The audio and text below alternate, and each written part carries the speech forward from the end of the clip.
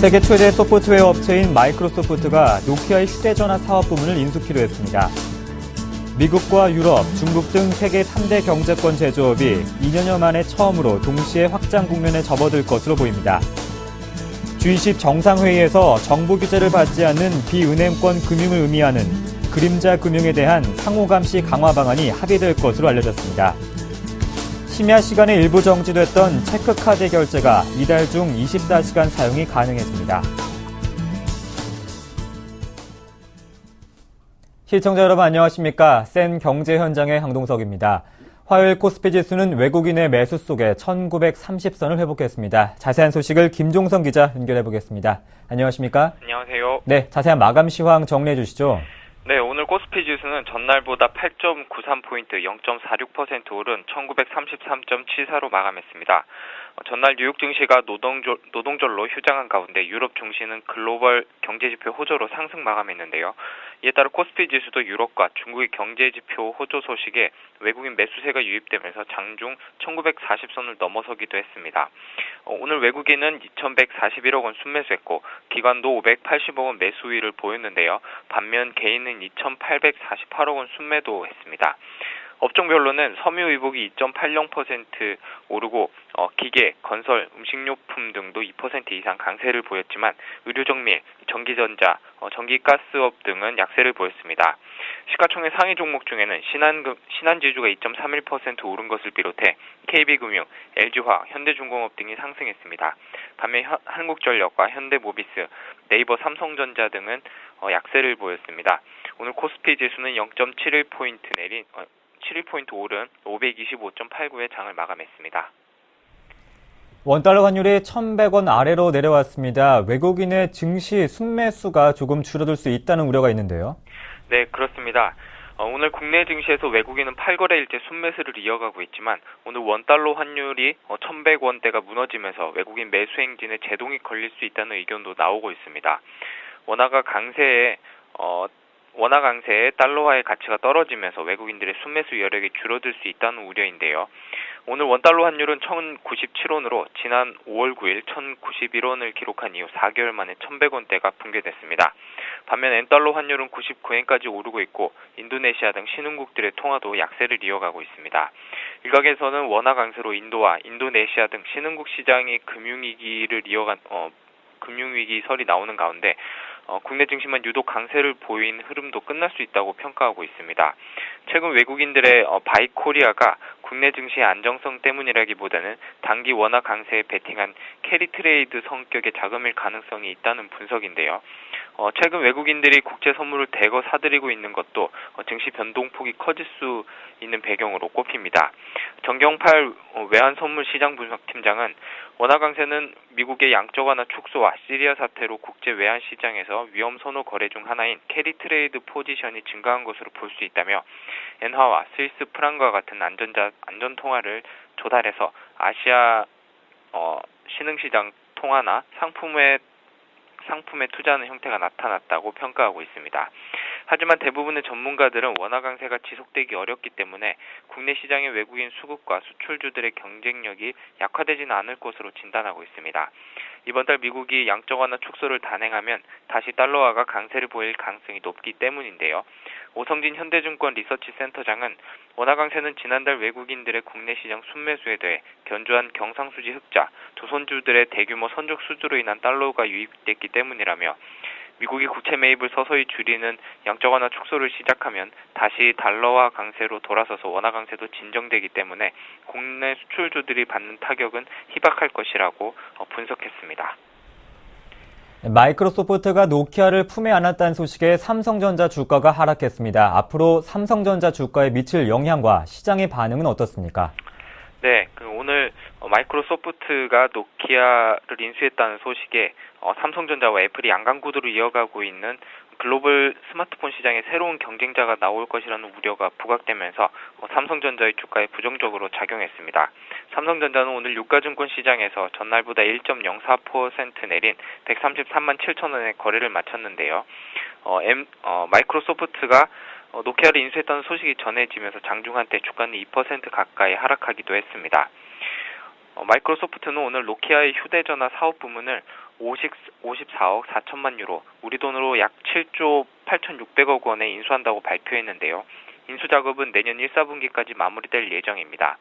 일각에서는 노키아가 재무구조가 좋지 않은 상황에서 마케팅이나 연구개발을 적극적으로 하지 못하고 있는데 마이크로소프트에 인수하면서 재차 드라이브를 걸 여력이 생기면서 새로운 경쟁자로 부각될 수 있다는 점을 우려하고 있는데요.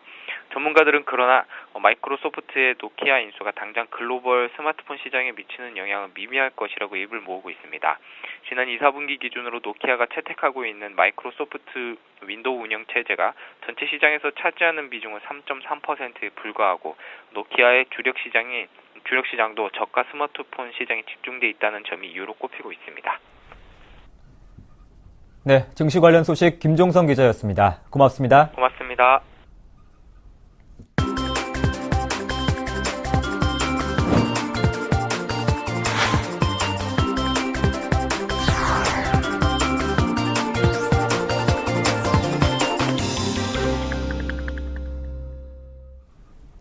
오늘의 주요 뉴스입니다.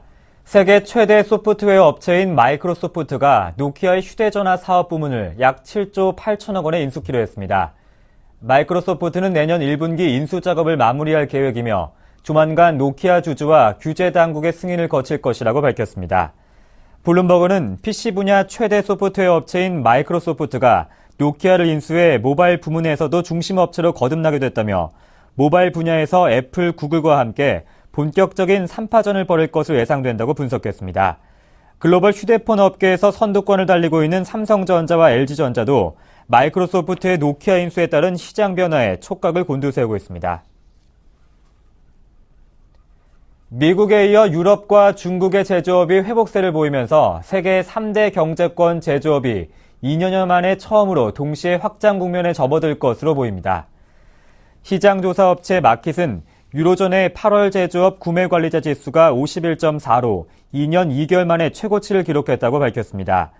특히 스페인이 2011년 4월 이후 처음으로 50을 넘겼고 이탈리아도 2달 연속 50 이상을 나타내는 등 주요 위국들의 경기가 살아난 것이 주목됩니다. 중국도 국가통계국이 집계하는 8월 제조업 PMI가 51로 올해 최고치를 기록했으며 HSBC 은행과 마킷이 집계하는 8월 제조업 PMI도 50.1로 석 달 만에 50 이상으로 복귀했습니다. 미국에서도 앞선 지난 7월 공급관리자협회가 집계하는 제조업 지수가 55.4로 2년 1개월 만에 최고 수준을 나타냈습니다. 러시아에서 오는 5일과 6일 양일에 걸쳐 열리는 G20 정상회의에서 정부 규제를 받지 않는 비은행권 금융을 의미하는 그림자 금융에 대한 상호감시 강화 방안이 합의될 것으로 알려졌습니다. G20 회의 참가국들은 중국 경제의 심각한 불안 요인으로 거론되는 그림자 금융의 실태를 조사하고 상호 감시하는 체제를 만들자는 데 뜻을 같이 할 전망입니다.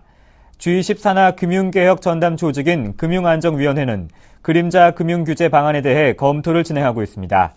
G20 회원국들은 각국별 실태 조사의 결과 및 대책을 정기적으로 모니터링하는 방안도 합의될 것으로 보입니다. 심야 시간에 일부 정지됐던 체크카드 결제가 이달 중에 24시간 가능해지고 이를 이용 한도는 신용카드처럼 늘어납니다. 금융위원회가 오늘 밝힌 체크카드 활성화 방안에 따르면 은행의 체크카드 결제 시스템이 24시간 중단 없는 서비스가 되도록 개선됩니다. 현재 200만 원에서 300만 원으로 묶여있는 체크카드의 이를 이용 한도도 신용카드 수준인 600만 원까지 늘리기로 했습니다. 금융위는 카드사별 체크카드 발급 실적과 이용액을 공개토록 하고 신용카드 마케팅 비용 축소도 지도하기로 했습니다. 은행의 체크카드 계좌 유지 수수료율을 현행 0.2%에서 추가 인하하는 방안도 추진키로 했습니다. 미국의 양적 완화 축소와 일부 신흥국 금융위기설로 글로벌 증시가 흔들린 가운데 한국 증시는 비교적 탄탄한 모습을 유지하고 있는 것으로 나타났습니다. 블룸버그가 집계한 세계 87개국 증시 시가총액 자료에 따르면 한국 증시의 시가총액은 1일 현재 1조 900억 달러를 기록했으며 이는 87개국 가운데 11번째로 큰 규모입니다. 브라질 증시는 6월 초 한국 증시에 추월당한 이후 1조 달러 선 아래로 추락해 9,206억 달러에 머물렀습니다. 신흥국 금융위기 설의 진원지인 인도 증시 역시 7월 말 한국 증시에 밀린 이후에도 추락을 거듭해 현재 9,050억 달러에 머물고 있습니다. 시장 전문가들은 신흥 시장이 경제 기초에 대한 의심을 받으면서 흔들리자 2008년 금융위기 이후 저평가됐던 한국 증시의 매력이 상대적으로 두드러진 것이라고 분석했습니다. 현재 20대 초반 남녀 5명 중 1명은 평생 미혼으로 남을 것이란 전망이 나왔습니다. 한국보건사회연구원 이상림 연구원은 2010년 인구 센서스의 연령대별 미혼율이 계속 이어지면 20세 남자 중 23.8%는 45세가 될 때까지 미혼 상태로 남을 것으로 추산된다고 밝혔습니다. 같은 나이 여성 중에서도 18.9%는 45세에 이르도록 결혼하지 못할 것으로 내다봤습니다. 남성의 초혼 연령은 1998년 28.8세에서 지난해 32.1세, 여성은 26세에서 29.4세로 급격히 높아지고 있습니다. 특히 여성은 30대 중반이 넘어가면 결혼을 포기하는 적극적 혼인 포기 사례가 증가하는 경향을 보이고 있습니다. 이 연구원은 혼인 포기 경향이 현재 수준에서 더 나빠지지 않는다고 해도 출산력 향상을 기대하기는 어렵다고 지적했습니다. 은행원들이 대출을 받을 때 소속은행이 아닌 경쟁은행에서 대출을 받는다고 합니다. 금리 때문인데요. 자세한 소식 서울경제신문 금융부의 신무경 기자 연결해 보겠습니다. 안녕하십니까? 예, 안녕하십니까? 네, 은행원들이 소속은행이 아닌 경쟁은행에서 대출을 받는다고요? 예, 맞습니다. 은행원들이 돈이 필요하게 될 때 소속된 은행을 찾지 않고 경쟁은행을 찾는 것으로 알려졌는데요. 이유는 금리 차이 때문입니다. 은행들은 자체적으로 임직원 대출이라는 명목으로 소속 회원들에게 금리를 제공하고 있습니다. 신한 우리 하나은행의 경우 각각 신용대출을 연 5.5%의 금리로 임직원들에게 제공합니다. 그런데 신한은행에 다니는 직원이 우리은행에 가게 되면 직장인 금융인 대출을 통해 연 4.86%의 금리로 대출을 받을 수 있습니다. 마찬가지로 우리은행 직원이 신한은행을 찾으면 연 4.69%의 금리로 대출이 가능해 경쟁은행을 찾을 수밖에 없는 상황이 벌어지고 있는 것입니다.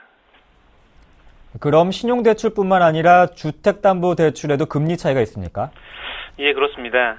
국민은행을 예로 들면 임직원 주택담보대출은 연 최저 4.2%로 자금을 빌릴 수 있습니다. 하지만 국민은행 직원이 신한은행을 찾게 되면 연 3.23%의 금리로 주택담보대출을 받을 수 있게 됩니다. 우리 하나은행도 사정은 마찬가지입니다. 네, 은행원들이 소속은행에서 자금을 빌릴 수 있는 규모도 제한되어 있을 것 같습니다. 어느 정도입니까? 예, 맞습니다. 은행 감독 규정에 따라 은행 직원들은 소속은행에서 신용대출은 최대 2천만 원, 주택담보대출은 최대 5천만 원까지만 받을 수 있습니다. 이런 규정들에 대해서 은행 직원들의 반응은 어떻습니까? 예, 금리 인센티브도 없고 대출 한도도 규제받는 것에 대해 불편함을 느끼는 은행원들이 참 많습니다. 한 은행원은 항공사를 빗대면서 항공사 직원이면 이제 비행기표 할인도 받아서 여행도 다니는데 그런 반면 은행원은 금리도 높게 받고 대출 규제도 있는 등 아무런 메리트가 없어 형평성에 어긋난다고 얘기한 바 있습니다. 특히 금리 부분에 있어서 임직원 대출과 고객 대상 대출이 대략 1%포인트가량 차이가 나니 어쩔 수 없이 다른 은행을 찾게 되는 부분이 상당히 못마땅한 것으로 보여집니다. 또 앞서 말씀드린 2천만 원, 5천만 원으로 제한된 대출 규제가 있으니 돈이 더 필요한 사람은 소속은행에서 돈을 빌렸다가 다른 은행을 방문해야 되는 불편함이 있어서 이런 것 자체도 불만인 상황입니다. 그렇다면 은행원들의 이런 불편함에 대해서 금융당국은 어떤 입장을 보이고 있습니까? 예, 당국에서는 은행과 특수관계를 맺을 수 있는 자사 은행원들에게 특혜를 주는 것을 적절치 못하다고 생각하고 있습니다. 내부적으로 거래가 일어나면 건정성 문제가 발생할 여지가 있다는 것이죠. 또 은행에 예금하는 고객들이 대출금리 인센티브가 없는 상황에서 앉아서 돈을 버는 은행원들이 이런 여타 대출금리 메리트가 발생하는 것에 대해서 도덕적으로도 바람직하지 못하다는 입장입니다. 잘 들었습니다. 금융부 신무경 기자였습니다. 고맙습니다. 감사합니다.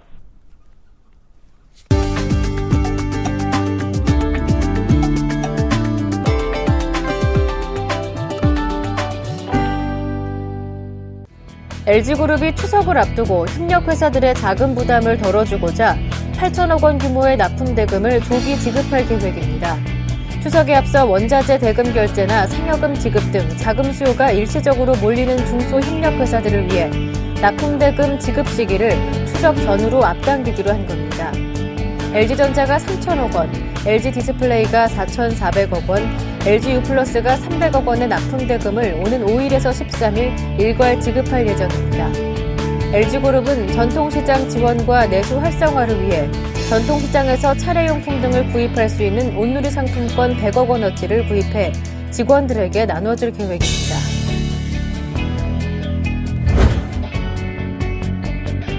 국내 완성차 업계가 추석 명절을 앞두고 열띤 할인 전쟁을 벌입니다. 현대자동차는 제네시스의 할인폭을 8월 100만 원에서 9월엔 200만 원으로 2배 올렸습니다. 2013년형 소나타 가솔린 모델은 130만 원, LPI 모델은 90만 원씩을 내렸고 2013년형 아반떼는 50만 원 할인합니다. 기아 자동차는 모닝, 레이, K3, K5 하이브리드, K7, 카렌즈 등의 출고 고객에게 재래시장에서 사용할 수 있는 온누리 상품권 10만 원어치, 올뉴 카렌스 출고 고객에게는 귀향비 30만 원을 각각 지원합니다. 한국 GM은 아베오, 라보를 제외한 전 차종을 대상으로 추석 귀향비를 최대 150만 원까지 지원합니다. 쌍용 자동차는 체어맨 W 구매 고객에게 163만 원 상당의 VVIP 엔터테인먼트 시스템을 제공합니다. 효성그룹 후계구도를 놓고 조현준 효성 사장과 조현상 효성 부사장이 각축전을 벌이고 있다는 관측이 나오는 가운데 조현준 사장이 지분 우위 굳히기에 나섰습니다. 조성래 효성 회장의 장남인 조현준 사장은 지난달 26일에서 30일 효성 지분 20만 6,804주를 장내에서 사들여 지분율을 8.55%에서 9.14%로 높였습니다. 조현준 사장은 8.76%를 보유한 삼남 조현상 부사장과의 지분율 격차를 0.38%포인트로 벌렸습니다.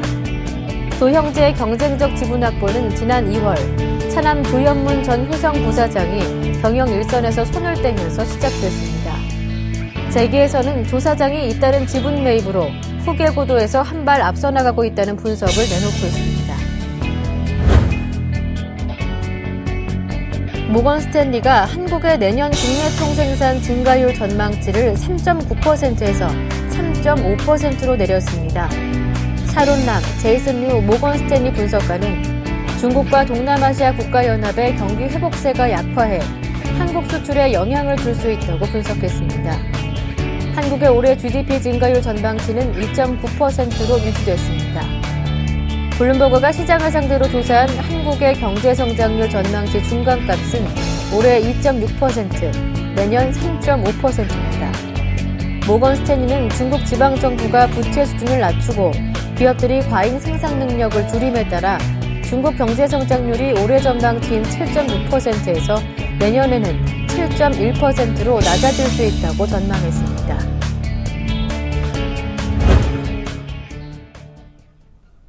(9월 3일) 센 경제 현장이었습니다. 고맙습니다.